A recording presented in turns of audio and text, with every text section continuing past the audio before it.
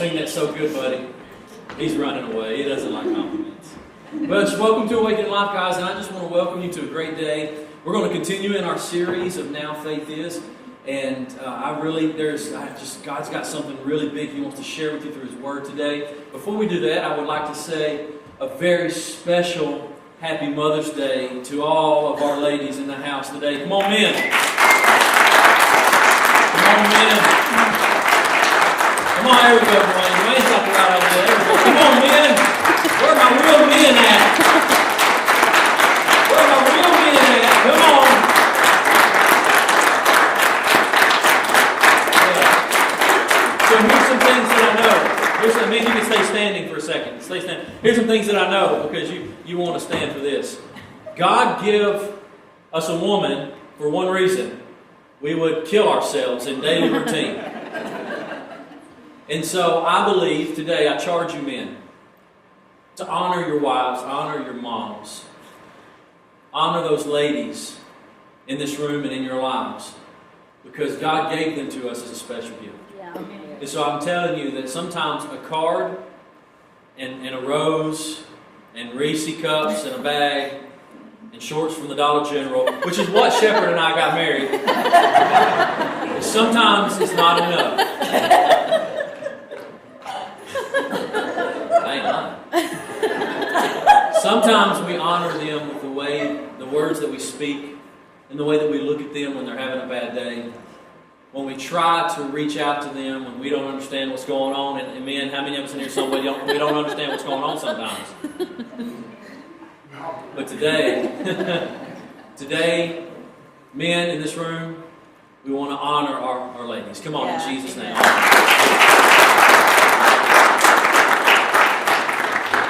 And I would like to say a special Mother's Day to 3 special women. Number 1, I honor Mother's Day to my mom who gave y'all me. Yeah. And Honor's Day to Pam who puts up with me. And Honor's Day to Mary who is the greatest woman on all of God's creation in all of life. Hands down. Guys, you lost out when you didn't get married. So, open your word with me this morning. I want to share some scripture with you, some things that really God is just stirring in me. We've been talking about faith. God has not allowed me to move away from this. We're going to keep talking about faith until He just shuts me down on this. Some of these stories are going to be familiar to you, but the goal in this is that we look deep into His Word and we see the things we've never saw before. I can't tell you how many times I've prayed that God just show me something I've never seen before. And today I want His Word to revelate to you, to bring life to you, to bring hope to you, to bring understanding to you, and that when you walk out of here, you are alive. Not because of great music or great preaching, but you're alive because the Word of God is a seed within you. Amen? So turn with me this morning to Luke chapter 8. One of my favorite stories in the Bible. And there's a few reasons why it's my favorite. And that's actually what we're going to talk about today. Now listen to this. It says in verse 41, "And behold, there came a man named Jairus, and he was a ruler of the synagogue. And he fell down at Jesus' feet and begged." And in my word, I highlighted feet and begged. Because here we have this man who was a ruler, a high authority of this house. And now we have this man who realized the power and the authority of Jesus. And he found himself as this high official, this person in high regard, at the feet of Jesus begging. Yeah. You don't see very many people in high regard ever at the feet of someone begging. And that just stuck out to me. And it says, begged him to come to his house, for he had an only daughter about 12 years of age, and she was dying. But as he went, the multitudes thronged him. And what that means is they were just all over him. These people were just surrounding him. I mean, Jesus was doing some amazing things, and people just wanted to be around him. Amen. And now a woman having a flow or issue of blood for 12 years, who had spent all her livelihood on physicians and could not be healed by any, came from behind and touched the border of his garment, the hem of his garment. And immediately her flow was stopped. And Jesus said, "Who touched me?" When all denied it, Peter and those who were with him said, "Master, the multitudes throng and press you, and you say, 'He touched me?'" And Jesus said, "Somebody touched me, for I perceived power going forth out of me." Now when the woman saw that she was not hidden, she came trembling and falling down before him, and she declared to him in the presence of all those people the reason she had touched him and how she was healed immediately. This story has a couple of parts that I really want us to look at. There is great power in this, but I think there is great application in this for the world that we live in right now. Now, let's start with one thing, and we'll come back to it in a minute. Number one, again, we see this high official Jairus. He's at the feet of Jesus, begging him, "Heal my only daughter. She's almost dead. Please, heal my only daughter." And then we don't see anything else from that moment. It says, as he went on, so he didn't even acknowledge that at that moment. This man's at his feet begging. These multitudes are following Jesus everywhere he goes. We got this man who in high regard is on his knees begging for Jesus. And Jesus, it says, as he went on, the multitudes were all around him, surrounding him, bumping into him, just all around him. Everybody wanted to be around Jesus. And as they went on, this woman who had an issue of blood, she was declared unclean by the law. No one needed to be around her. She fought through this crowd, and I believe on her hands and knees. As she crawled through, she had to have been to get to the hem of his garment. She's fighting through this crowd to reach up and just brush the hem of his garment. And there's a million different sermons you can preach off that, but there's something that I want you to see. And in that moment, Jesus stops. And he says, "Who touched me?" And then Peter, being the suave guy he is, that's why I play him in all the Easter plays. He said, Master, you're surrounded with people. People are touching you. People are high-fiving you. People are bumping you. You've got this crowd of people just following you." And Jesus' response was, No. Somebody got my attention today. Somebody touched me in such a way they were healed. Somebody was desperate for me today. These people are following me, but somebody was desperate for me. Now let's put Jairus on the side for just a minute. We're going to set him right here, and let's talk about this moment. In this moment, we've got Jesus being followed by these crowds. And we have this woman who the crowds didn't want anything to do with, reach up, and in her faith, you see, this was a faith act. This was a last resort. This was, I have done everything else I could. Jesus is the only thing that I have left. In her faith, she fights through the crowd, and she stands up for everything that she has left, and she just reaches in and just brushes the hem of his garment. And because of that faith, see, I really don't think the hem of his garment had anything to do with it. Hear me when I say that. Yeah. I believe it was because of her faith in just reaching out and trying to get his attention, reaching out and touching him, that she was healed. It was the faith that she pressed and pressed and pressed and pressed, and she was able to just brush him. The reason I say I don't think the hem had anything to do with it, because I believe personally that if she had just brushed his hair, or brushed his finger, or brushed the heel, or his toe, or his elbow, whatever it may have been, it was just the simple fact that she was pressing and pressing till she could just get her hands on Jesus.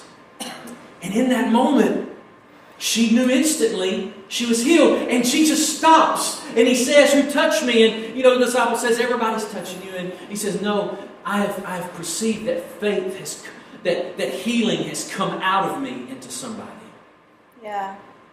Like, all these people are touching me, but I felt somebody take something from me. Yeah. And that got me thinking. Because I'm kind of on this kick where I don't want the church to evaporate because they're thin in the faith realm. They're thin in the spiritual realm. And so I got to thinking about this.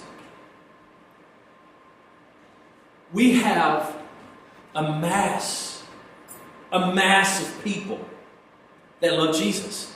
Amen. And you can see that all over the world. These masses of people that are coming together and they love Jesus. They want to high-five Jesus. They want to touch Jesus. They want to be close to Jesus. They want to do everything they can to be close to Jesus. And I truly believe that churches have this good intent. All over the world, there are churches filled with these good intent of just being close to Jesus. But I am convinced that we have to be like the woman, that no matter how many people are surrounding, we don't want to be caught up in this. I don't want to jump ahead of myself, but I want you to hear what I'm saying. We don't want to be caught up in this atmosphere of just being around Jesus just because it's what we're supposed to do. We need to have the heart and the passion and the desperation of the woman who is so desperate for Jesus. Yeah. We're not following Jesus because the crowd. I'm telling you that if you begin to follow Jesus because the crowd follows Jesus, eventually that won't be popular anymore and you'll follow the crowd somewhere else. And I promise you that happens. I've watched it for years. I've watched denominations rise and then the denominations burn out. I've watched non-denominational things rise and I've watched them burn out. I've seen these things over. I've watched them from a child. And I know this, that we have to be careful. If you write any note down today, I want you to write this down. Be careful of branding Jesus. That's why I don't wear a whole lot of Jesus shirts. You know, I don't wear a whole lot of Jesus bracelets. I know I gave y'all cool bracelets and I thank y'all for wearing them, but I have to be careful that I'm not following a brand. Yeah. I have to make sure that I'm desperate for Him in every moment, because in that is how my faith comes alive. In that is when I see miracles. I know this with everything inside of me. The reason a lot of the churches in the world are not seeing the miracles of God and miracles of heaven happen is because they're following a brand Jesus. They're following the popular Jesus. I've seen people, groups and masses of people in this popular church, but when this popular church isn't popular anymore, they all go to this popular church, and then all of a sudden that popular church happens, and then they'll follow this popular movement, and then that popular movement will happen. I've seen these things in repetition for years and years and years. We are like sheep following this just food basket. Wherever these people lead us, whatever's popular in the moment, we follow it. And I know with everything inside of me that these people were following Jesus. They were touching Him. They were high-fiving Him. They were doing all these things because of how awesome He was. I believe their heart was right. They wanted to be close to Him, but how great He was. They wanted to be close to Him because He was the King of Kings. They realized they saw His miracles. But I know with everything inside of me that those people in that crowd probably had things going on. But nobody touched Him like that one. Mm-hmm. So I want us in our faith walk to have that mindset. That no matter how hard it gets, no matter what it is that I'm struggling with, no matter what it is I'm going through, I will press on, I will press on, I will press on, not for my own merit. I'm going to press and press and press till I reach Jesus, because that's what I'm desperate for. That's what I need. I'm telling you right now, church, we need a desperation for Jesus. Amen. We don't need popular Jesus. Y'all seen that t-shirt they got where Jesus like... How about this one? How about this? How many remembers the WWJD bracelets? Where are they at now? Because that was a fad. And when they weren't popular no more, they went away. We have to be careful of branding Jesus. Because Jesus is not something to be branded. His powers are not something to expose and show off for coolness. He is for those who are desperate for Him. Amen. He's looking for those amongst the crowd that can reach out and touch Him. Yeah, that's good. He's looking for that. As a matter of fact, let me talk to you about desperate. There's this another awesome story that just rocks me to the core in Luke 18. Go with me to Luke 18. And I'm going to suggest over the next couple of weeks, y'all bring your paper Bibles back. That's why I've not brought the TV back up. Bring your paper Bibles back. And let's turn those pages in. And you'll thank me if you'll do this, but if you'll get your paper Bibles and you'll start making your notes in there again and highlighting. I know the digital has taken over, but there's something special about paper Bibles, okay? Amen. So, Luke 18 verse 1 says this. It says, "Then He spoke a parable to them that they should always pray and never lose heart." We've been talking about that for 3 or 4 weeks. Yeah. You should always pray and never give up. And he's saying, there was a certain woman, or there was a in a certain city a judge who did not fear God nor regard man. Now, there was a widow in that city, and she came to him saying, get justice for me from my adversary. And he would not for a while, but afterwards he said within himself, though I do not fear God or regard man, we'll talk about that in a moment, yet because this widow troubles me, I will avenge her, lest by her continual coming to me she wearies me. Stop right there. This is a parable that Jesus is saying, so he's trying to teach us something. And one thing that he's trying to teach us is that we cannot give up. Yeah. We have to keep pressing, keep pressing. Now the judge represents God. It says that he neither fear God nor regard man. That just means that he was the supreme. He was the highest. There is no one higher than this man. And we've got this widow. He's given us some hints to some things. We've got this widow who wants to be avenged. So that tells me that somebody probably killed her husband. And what she wants is she wants this judge, this righteous judge, to do something about it. This man that has no other above him. And she wants him to do something about it. So she goes and he does it. She goes and he does it. She goes and he does it. She goes and he does it. And he says that I'm going to do it because she keeps on and keeps on and keeps on. Now for years we've seen the scripture in Matthew chapter 6 where it talks about not praying vain, repetitious prayers. This is two different things. I really believe in Matthew chapter 6 when it's talking about don't be vain, repetitious in your prayers. I think that he was talking about the Pharisees anyway and how they were doing those things just to be seen. Yeah. But I truly believe that it is an act of faith to keep going to the only one that can do anything about it. Yes. You understand? The judge was the only one, he was the only one that could avenge her. Yeah. He was the only one that could have done anything about it. So she kept going and kept going and kept going until something was done. Yes. And that has to be our mentality. There are things in our lives, our everyday life, where God is the only one that can do anything for us. He's the only one that can show up in this certain situation or do this certain miracle that we're looking for. He's the only one. And a lot of times we just give up because we haven't heard an answer. We haven't seen him move like we think he should move in the time frame that he should move, and so we give up. But he gives us this parable, and he starts off with his disciples and saying, I need you to pray continually and never give up. And here's a little story to help you understand that. This nagging widow kept on and kept on and kept on and kept on till she got what she was looking for. Yes. So what I'm trying to tell you right now, guys, is that there are things in our life that sometimes we just need to keep praying. We need to keep standing. It's not a lack of faith because you keep asking. It's actually all the faith because you keep asking the only one that can do anything about it. So you're not going to give up. You're going to keep going. You're going to keep on. And you're going to keep pressing just like that woman did. We can't stop when we don't see our answers right away. Which brings me back to Jairus. Let me pick him up and bring him back over now. I did that because I don't know why I set him over there. This is a funny thing up here. How many attest to that?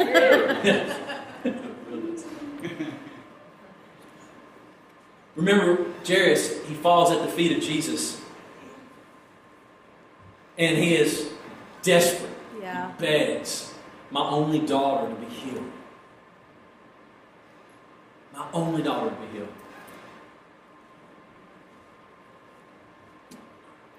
And while he was still speaking, this is Jesus, someone came from the ruler of the synagogue's house saying, your daughter's dead. Don't trouble Jesus. And I could just imagine that thought like Jesus, Jairus was hanging out here, he was on his knees, he was begging for a miracle, and Jesus didn't move into that. He actually was moved by this other woman, and he was making a big deal about her being healed, and he even said it was by your faith that you're healed. And Jairus is still right here on his knees. He's still right here waiting for that miracle. He's still right here hoping that something's going to happen. And yet he's watching this other miracle take place. And can you imagine what's going on through his head? Here's one, and I believe we all think, how come they got their miracle, but I ain't got mine yet? But he's still sitting right here, and he's still begging for a miracle, and then he gets that news. Your daughter's dead. Don't even bother him anymore. Jesus heard it. And I like Jesus. He's a cool guy. You know, I can imagine some of his facial expressions with some of these people. I don't think he was like the straight-faced guy all the time. I mean, I believe Jesus gave some snake face sometime. You know, just because some of his responses, you know, the guy comes up and he's like, don't bother with him, he's dead. And Jesus is like, I mean, you know, because he says, don't be afraid, don't believe, and she'll be made well. And when he came into the house, he permitted no one to go in except Peter, James, and John. I got to stop there for a minute. Because after the Jesus snake face, don't you worry about her. She'll be made whole. He goes. And how many knows the crowd was with him? They want to see. They want to see. But how many knows that he made the crowd stand outside? You know why? They didn't have the faith required to step into that room with him.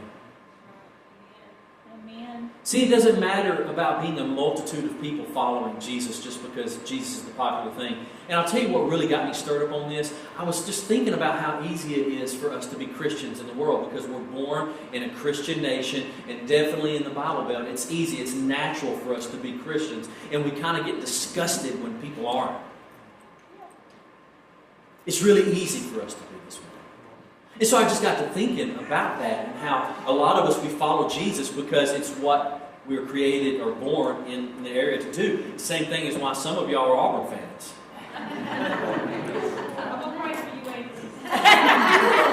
That was meant towards Brandy and Cindy.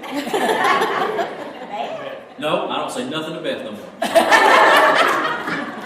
I don't know where she's at. Thank God she's not in here, I don't think. But it's the same concept. I think it's easy, if we want it, to be a Christian. Yeah. And so these people, these masses were following him. He shows up at this grand miracle where this girl was dead. Okay? Let's just lay this out there. She really was dead. Do you get that? Now, Jesus said she wasn't dead because that's Jesus. He's going to go in there and tell her to wake up. But this girl really was dead. Yeah. And he goes and he tells the crowds who have been following him, you guys stay outside. I only need people who can really believe in me in this room. Now listen to this. When he came into the house, he permitted no one to go in except Peter, James, and John, and the father and the mother of the girl. Now they were all weeping and mourning for her, but he said, do not weep. She's not dead, but sleeping. Now listen to this. It says, and they ridiculed him, knowing that she was dead. Because sometimes the natural is easier to accept. And I know with everything inside of us, even as a Christian, the natural is just easier. Well, it was just the Lord's will.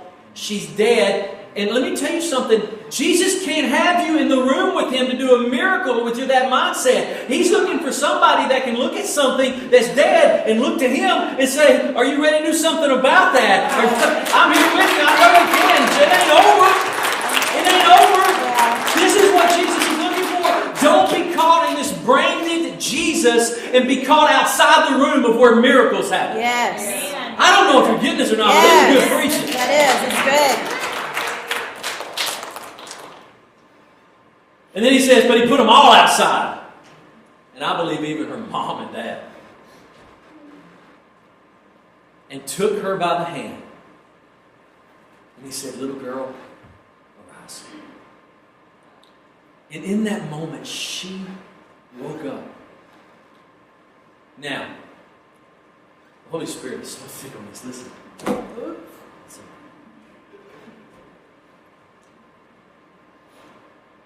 Think about these people that are weeping and crying outside, not allowed to come into the room. I believe, I don't know how it goes, but I believe that Peter opened the door and let the little girl go out first. Could you imagine? Now here it is. Here's what I want you to see. The Holy Spirit. Listen, I want you to see this. They could have experienced the miracle in the room. But instead, they only got to hear about it after it was done.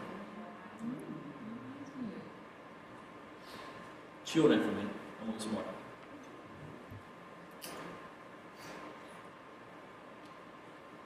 How many of us has ever heard about something wondrous happening, a miracle happening? Yeah. We didn't see it, but we heard about it. I remember hearing about this miracle that happened at an old church I went to with this lady who had club feet for like 15 years. I wasn't there, but I heard about it and I saw the aftermath. Club feet for like 15 years, and then the puppy stretched out and she just walked down the aisle. That's a miracle. I don't even know if she's still living. But that's a miracle. I didn't get to see it, but I heard about it. But how much power is it? How much more greater would it have been to see it? Yeah. See, Jesus is not looking for the popular crowd to follow him just so he has to sit them outside of the room of miracles. Yeah. He's not looking for that. He's looking for people that will come in the room with him, and they're looking at the problem and then looking at the solution and saying, what's next? Amen. Because that's what he wants to do. And I'll just be honest with you. This has happened. This has happened time and time again all throughout the Bible. As a matter of fact, one of the things that just floors me is this. We've seen all the miracles that Jesus has done. If we're disciples, if we're people, we're about 500 people. We've seen all the miracles that Jesus has done. We've seen him alive after he was unrecognizable on the cross. Now look at this in 1 Corinthians chapter 15. It says, after all this, he was seen by over 500 brethren at once. Jesus was seen alive. Get this. The man was unrecognizable on the cross. He was beaten to a pulp. He was dead. They took him off. They put him in the tomb. It was over, but it wasn't over. 3 days later, he raises up, and then he was seen by 500 people. If Elvis come back to life, all y'all would be over where he's at right now. Come on, ladies. Pam would be up front. She'd be taking her scarves off and throwing it at her. And we've got this man, this Savior, who has raised little children from the dead, raised Lazarus from the dead, caused leprosy to just go away. People's noses growing back, eyes opened, arms, just things, arms stretched out that were withered, all these great and miraculous things. And it says that 500 people saw him alive. How many people were left in the upper room? Only 120. I believe, here's the reason why. Here's the reason, this is good. Because I believe they got tired of waiting. Their lives got to moving. They had other things they had to do. They probably got distracted. They needed to go catch some fish. And they moved on. But it was those who waited who received the power they were looking for. It was those who didn't stop, didn't give up. They kept pressing and pressing and pressing and pressing. It was those people who received the very thing they were asking for. Like I said, when we're following a branded Jesus, it's easy for brands to change. I remember when Tommy Hilfiger was popular.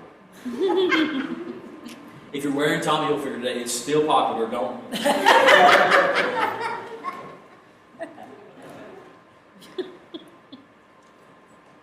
But what I'm saying is things change. Brands change. And I remember there was a season in the Christian world where it was really popular to go after the power of the Holy Spirit and to see miracles. And now I don't see that as much anymore. Because I believe the trend has changed for some people. And now we're longing and waiting and wondering when something else is going to happen. But I'm telling you, here's how it's going to happen. I've seen 3 examples today. Number 1, that woman pressed and pressed through the popular crowd because she was desperate for Jesus. Number 2, I saw in the parable a woman that kept going and kept going and kept going and kept going until the only one who could do something about it did it. And number 3, I saw a man whose daughter had died. But he didn't give up. And he stayed on his knees begging Jesus to perform this miracle for him. So if I could teach you anything, it's this. Pray continually. Amen. If you really, I've said it 100 times, I'm going to say it again. If you really had faith that God could do what He said He could do, you would never stop praying. We have the best prayer team in the world here at the church, and I am thankful for that. Ms. Donna leads that up, and they come in and they pray. And I just wanted to say that because they pray for you guys, they pray for me, they pray for this church, and prayer is so important, guys. We've got to get to this place where we will press through, even when it's hard. We will press through the noise. We will press through the crowds. Yes. We will press through everything that it seems impossible. We will never give up. We will never stop. We will keep pressing because that's how desperate we are just to get a glimpse, just to touch Him, just to reach Him so that we can have that miracle that we've been looking for. Yeah. We don't need Jesus does not need a bunch of followers. He needs people that are desperate for Him. Amen. Those are the ones who gets His attention. And so here's something that I want to say. And I'll close with this. Out of all these stories that I told you, Jairus, it sticks out to me the most. Because I have to think about the humble nature of him. You know, he was a high official. He was this high regarded man. Who, in high regarded men, you would never see President Trump or anyone of that stature on their knees begging anyone anything. Okay? We have this man on his knees begging Jesus. And nothing happened right away. Could you imagine that frustration? Here's what I want to tell you today. Here's what I want you to take away from this. Change your heart to this heart that won't give up. Amen. Change your heart. Change your mindset to this mindset that says, I'm going to keep focused on Jesus because He's the only one that can do anything about it. Yeah. And don't give up. Because just because someone else may be getting a miracle here and getting a miracle here doesn't mean that Jesus is not on His way to you. It's not about your timing. As a matter of fact, if you think about this, this is actually pretty good. The girl was just sick when he first heard about it. But when he came to her, she was dead. What holds the greater miracle? Give Jesus a chance to show out better than anyone else could. Yeah. Trust Him. Stop moving your thoughts to the left or the right. Stay focused on Him. Can you do that? And I want to say this in closing, and I want to pray for you guys. But I believe that this is why the Lord gives us women and mothers and wives. Because I believe, well, let me start with saying this, men are stupid. And women persevere. Yeah. That's something God birthed into them. They push through. They come to near death just to have a child. Women are unbelievable. And so I want to say, women, thank you for all that you are. And God, thank you for women. Yeah.